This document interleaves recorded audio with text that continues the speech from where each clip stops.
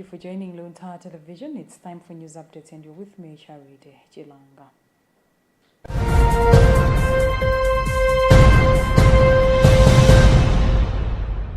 Pope Leo XIV has reflected on the church as a construction site for a community to be built without haste, emphasizing the importance of patience, humility, and faithfulness to God's plan. The Pope made the remarks during a mass celebrating the dedication of the Basilica of St. John Ratellan, the Cathedral of Rome. Pope Leo XIV urged the faithful to dig deep within themselves and around them, laying solid foundations on Jesus Christ, the cornerstone of the Church. The Pope described the Church as a construction site where believers work together to build a community of faith with Jesus Christ as the foundation. Pope Leo XIV emphasized the importance of patience and humility in building the Church, rejecting the world's criteria of haste and immediate results.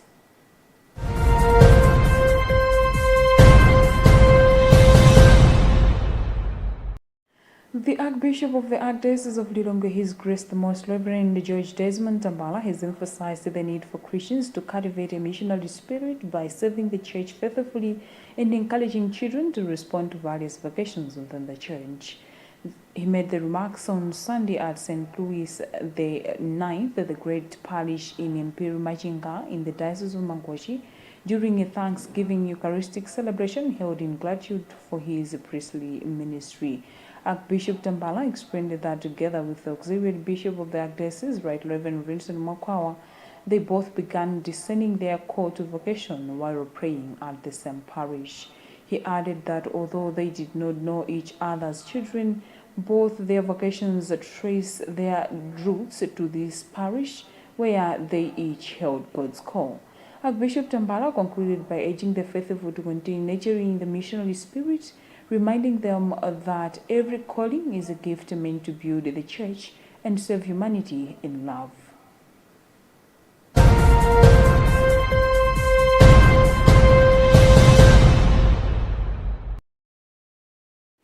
Ministry of Local Government and Rural Development has expressed satisfaction with the progress of the construction works for Malembo Rural Growth Market Center in Lilongwe, which stands at 75% complete. Minister responsible Ben Pili made remarks at Malembo in Lilongwe after touring the construction site. Pili said the center will improve business opportunities in the area, allow Lilongwe District Council to collect more revenue, and provide Malembo residents with a safe place to sell their farm produce. Malembo Rural Growth Market Center is being constructed under the Transforming Agriculture Through Diversification Entrepreneurship Trade Program funded by the International Fund for Agricultural Development, IFAD. IFAD Country Director Benedict Mukonyola urged Malembo citizens to produce more crops so that they have a viable market. The Malembo Rural Growth Market Center is being constructed for 3.6 billion kwacha and is expected to benefit over 13,000 farming households in the area.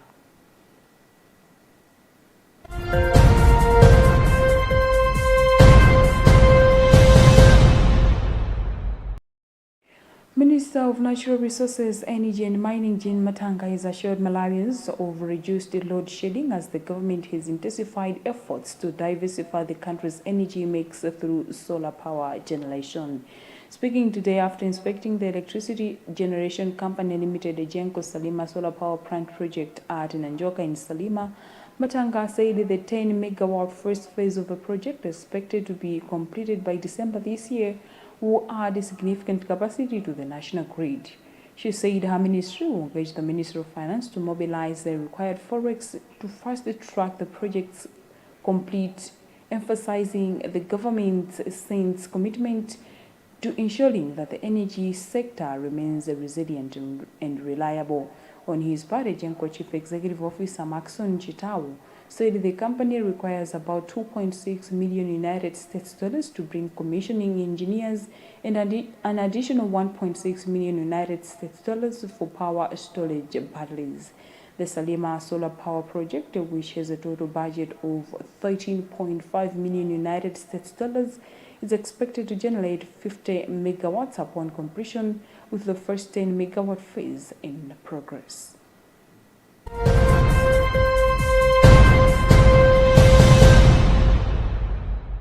And in other news, news, the African Union has called for an urgent international response, including intelligence sharing, to address worsening security conditions in Mali, where insurgents are imposing a fuel blockade and kidnapping foreigners. An Al-Qaeda-linked jihadist group active in West Africa's Sahel region has blocked fuel imports since September, attacking convoys of tankers and creating a shortage that forced schools and businesses to shut.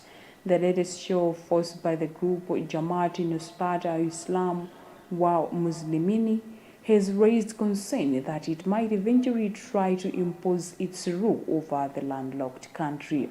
Western countries, including the US, France, Britain, and Italy, are urging their citizens to leave.